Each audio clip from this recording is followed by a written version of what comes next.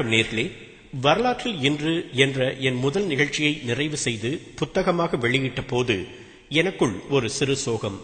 2003ஆம் ஆண்டு மார்ச் 30ஆம் தேதி, அதாவது இன்று புத்தக வெளியீட்டு விழாவுக்கு ஏற்பாடாக இருந்தது.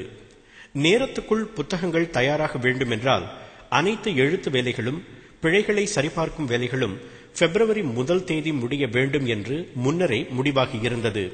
அந்த நாளும் வந்தது. அறக்க பறக்க கடைசி கட்ட பணிகளை முடித்துக் கொண்டிருந்த அந்த தருணம் ஒரு சோக சம்பவம் நிகழ்ந்தது. அதுவே எனது புத்தகத்தின் கடைசி பதிவாக அமைந்ததுதான் எனது சோகத்துக்கு காரணம்.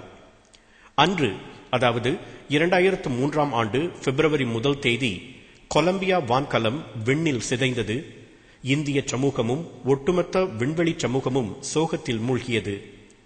41 வயதில் வானத்தில் ஒரு நட்சத்திரமாகி போன இந்தியாவின் முதல் விண்வெளி வீராங்கனை கல்பனா சாவ்லாவை பற்றித்தான் இன்று தெரிந்து கொள்ளவிருக்கிறோம். 1961ஆம் ஆண்டு ஜூலை 1 தேதி இந்தியாவின் ஹரியானா மாநிலத்தில் உள்ள கர்னால் என்ற சிறிய நகரத்தில் பிறந்தார் கல்பனா சாவ்லா. 4 பிள்ளைகளில் அவர்தான் கடைக்குட்டி. தந்தை ஒரு வர்த்தகர், தாய் இல்லத்தரசி. மற்ற பெண் குழந்தைகளைப் போல் பாபி பொம்மைகளை வைத்து விளையாடுவதற்கு பதில் கல்பனா விமானங்களை வரைந்தும் ஓவியம் தீட்டிக் கொண்டும் இருந்தார். சிறு வயதிலிருந்தே விண்வெளி பொறியாளராக வர வேண்டும் என்பதுதான் கல்பனாவின் விருப்பமாக இருந்தது. அவர் தன் கிராமத்து தெருக்களில் நின்று கொண்டு ஆகாயத்தை பார்த்து வியப்பார். ஆகாயத்தின் அமைதியை கிழித்துக் கொண்டு போகும் விமானங்களின் பாதையை இமை கொட்டாமல் பார்த்து கொண்டிருப்பார். தன் சகோதரனின் மோட்டார் சைக்கிளின் பின் இருக்கையில் அமர்ந்து பயணிக்கும் போதெல்லாம் அவரது பார்வை ஆகாயத்தை நோக்கித்தான் உயரும். கர்னாலில் உள்ள தாகூர் பள்ளியில் ஆரம்ப கல்வியை முடித்த கல்பனா சண்டிகாரின் பஞ்சாப் பொறியியல் கல்லூரியில் விமான பொறியியல் பயில விரும்பினார். அந்த துறையில் பயின்ற மற்ற அனைவரும் ஆண்களாக இருந்ததால் முதலில் பெற்றோர் மறுத்தனர். ஆனால் கல்பனாவின் எண்ணத்தை அவர்களால் மாற்ற முடியவில்லை. அந்த கல்லூரியில் 1982இல் இளங்கலை பட்டம் பெற்றார். ஆகாயத்தை பற்றியே கனவு கண்டு கொண்டிருந்த அவரை அமெரிக்கா வரவேற்றது. 1984ஆம் ஆண்டு டெக்சாஸ் பல்கலைக்கழகத்தில் விண்வெளி பொறியியல் துறையில் முதுகலை பட்டம் பெற்றார்.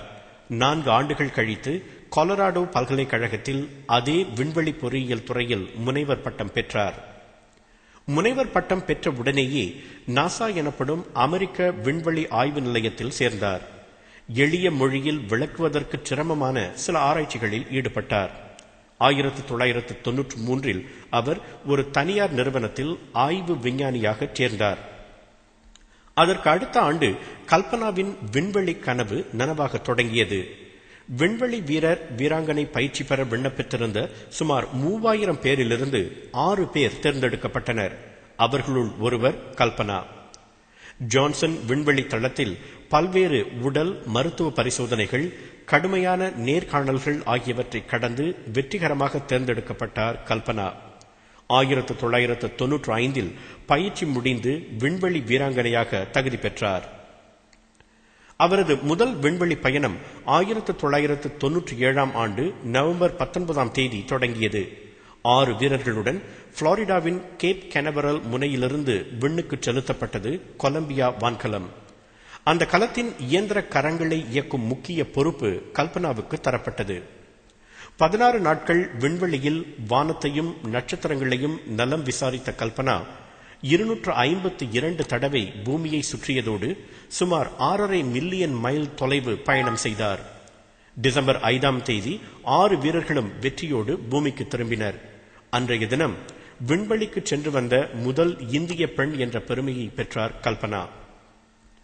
முதல் விண்வெளி பயணத்தை முடித்த 5 ஆண்டுகளில் மீண்டும் விண்ணுக்கு செல்ல அவருக்கு அழைப்பு வந்தது. முதல் பயணத்தில் அவர்களை பத்திரமாக தரையிறக்கிய அதே கொலம்பியா வான்கலத்தில் 2003ஆம் ஆண்டு ஜனவரி 16ஆம் தேதி கல்பனா உட்பட 7 வீரர்கள் விண்ணுக்கு பாய்ச்சப்பட்டனர். பிப்ரவரி 1 தேதி வரை அந்த பயணம் திட்டமிடப்பட்டிருந்தது. சுமார் 80 அறிவியல் ஆராய்ச்சிகளை அவர்கள் நடத்தினர். அந்த 16 நாள் பயணத்தை முடித்துக் கொண்டு வெற்றிகரமாக தரையிறங்க 16 நிமிடங்கள் இருந்த போது கொலம்பியா வான்கலம் விண்ணில் வெடித்து சிதறியது. கல்பனா என்ற நம்பிக்கை பூ 41 வயதில் உதிர்ந்தது. கொலம்பியா பயணம் மேற்கொள்ளும் முன்னர் அவரிடம் நடத்தப்பட்ட பேட்டியில் உங்களுக்கு ஊக்கமூட்டியவர்கள் அல்லது ஊக்கமூட்டிக் கொண்டிருப்பவர்கள் யார் என்று கேட்கப்பட்டது. அதற்கு அவர், முழு மனத்தோடு ஒரு காரியத்தில் ஈடுபடும் எவரை பார்த்தாலும் எனக்கு ஊக்கம் பிறக்கும். உதாரணத்திற்கு என் உயர்நிலை பள்ளி ஆசிரியர்கள் தங்கள் பணியை அவர்கள் முழு மனத்தோடு செய்த விதம், எங்களோடு அதிக நேரத்தை செலவிட்ட விதம், அவர்களின் பொறுமையை பற்றி இப்பொழுது நினைத்து பார்த்தாலும் ஆச்சரியமாக இருக்கிறது. அதை தவிர கண்டுபிடிப்பாளர்களின் கதைகளும் எனக்கு ஊக்கம் தரும். கல்பனாவின் விண்வெளி வெற்றியால் இன்று பலர் விண்வெளி கனவுகளை சுமந்து கொண்டிருக்கின்றனர். அதுதான் கல்பனா இந்த உலகத்திற்கு விட்டுச் சென்ற சொத்து. அடக்கம் செய்யக்கூட அவரது உடல் கிடைக்காமல் போயிருக்கலாம். ஆனால் அவரது ஆத்மா அவருக்கு விருப்பமான அந்த விண்வெளியில்தான் உலா வந்து கொண்டிருக்க வேண்டும். ஒரு சாதாரண பள்ளியில் படித்தும் பலர் வியக்கும்படி தன் கனவுகளை வாழ்ந்து காட்டினார் கல்பனா. சிங்கப்பூரில் சிறந்த கல்வியை பெறும் நம் மாணவர்கள் நினைத்தால் அதே போன்று சாதிக்க முடியாதா? வானத்தை கனவு கண்ட கல்பனா சாவ்லா அந்த வானத்தையே வசமாக்கிக் கொண்டதில் ஆச்சரியமில்லை. நாம் எல்லோரையும் விட வானத்துக்கு அருகில் சென்றுவிட்டு வந்தவர் அவர். கனவோடு கலந்த உழைப்பும் முழு மனத்தோடு காரியத்தில் ஈடுபடும் பண்பும் தான் அவரை விண்ணுக்கு கொண்டு சென்றது, அவர் பிறந்த மண்ணுக்கு பெருமை சேர்த்தது. கனவுகளை கண்டு அந்த கனவுகளை நனவாக்குவதற்கு தேவையான உழைப்பை முழு மனத்தோடு தரும் எவருக்கும் அந்த வானம் வசப்பட்டே ஆக வேண்டும்.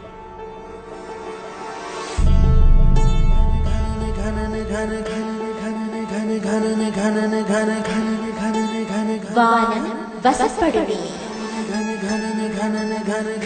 சிண்டாவின் ஆதரவில்